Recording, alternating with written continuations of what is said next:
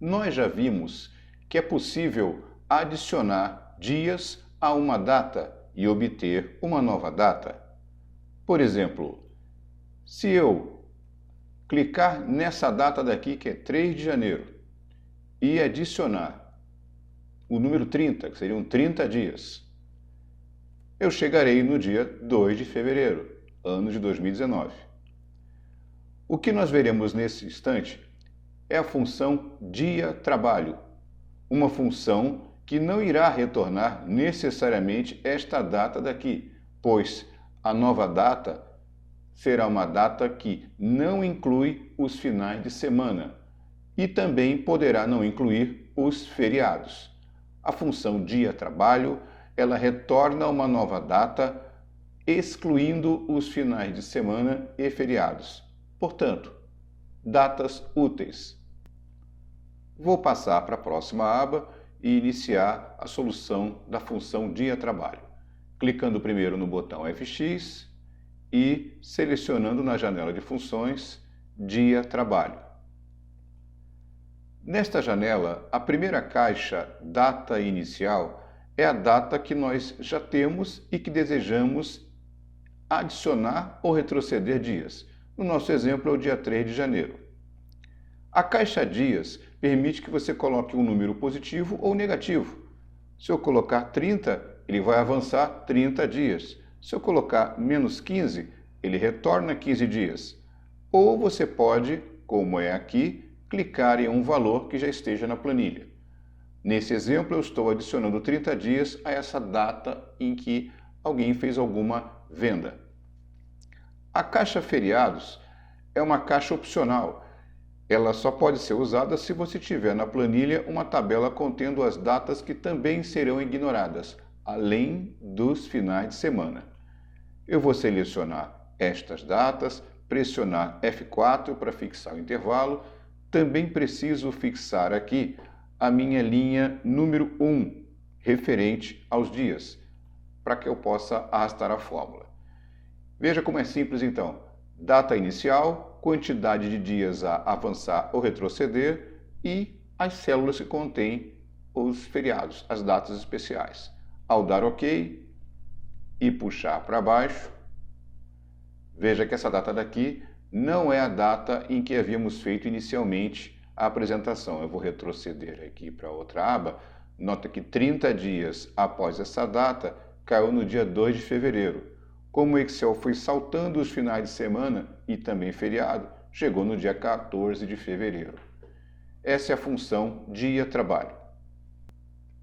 Outra função muito parecida com a dia-trabalho é a dia-trabalho total. Esta função, ela calcula quantos dias úteis existem entre duas datas, também retirando os finais de semana e os feriados da contagem de dias úteis. Indo para a aba de trabalho e clicando no botão FX para iniciar o exercício. Vou selecionar a função dia-trabalho total. Essa função, muito parecida com a anterior, também tem 3 parâmetros. Data inicial, eu vou selecionar essa primeira data que eu tenho aqui. A data final é a seguinte, ou seja, desta primeira data daqui, dia 2, até a data final de B2, quantos dias úteis existem, ignorando finais de semana e também os feriados que eu vou adicionar aqui na próxima caixa.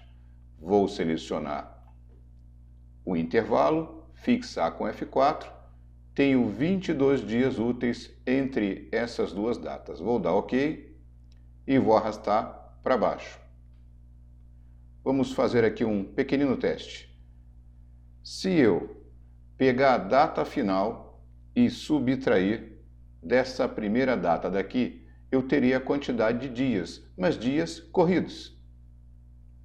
Então eu tenho 31 dias ao todo entre essas duas datas, mas úteis apenas 22.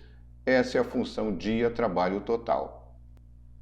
A próxima função é uma função que, a partir de duas datas, calcula períodos.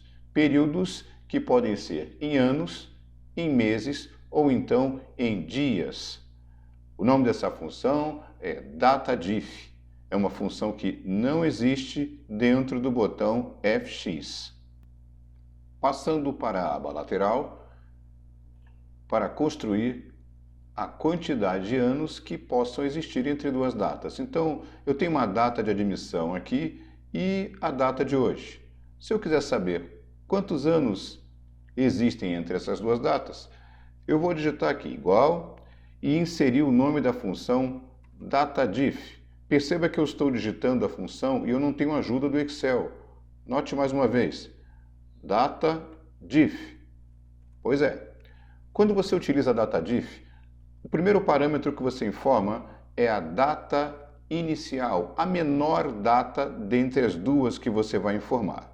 Então, é como se eu estivesse falando para a DataDiff. DataDiff, desta primeira data que está em B1, ponto e vírgula, até a segunda data que tem aqui, ponto e vírgula, me retorne quantos anos existem.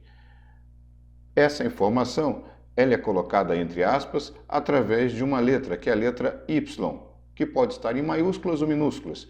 A palavra year representa essa letra Y.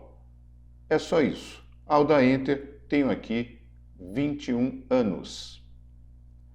Para agora calcular meses, eu vou repetir aqui o nome da função DataDiff e quase igual ao que fiz antes.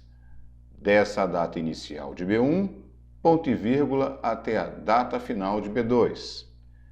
E o código para ser colocado aqui. Se eu colocar a letra M, eu terei o total corrido de meses entre essas datas. Mas, se eu colocar YM, o Excel ele vai me retornar apenas os meses restantes, não contados os 21 anos. E para saber a quantidade de dias restantes, excluindo os meses calculados e os anos já calculados, repito então a função DataDiff com as datas que havia sido já informado aqui em cima, e o código são as letras MD. Da mesma forma, se eu colocar somente a letra D, eu terei o total de dias decorridos. Colocando MD, eu terei apenas os dias que restam além dos meses, além dos anos. É isso aí, a função DataDiff, função bem interessante.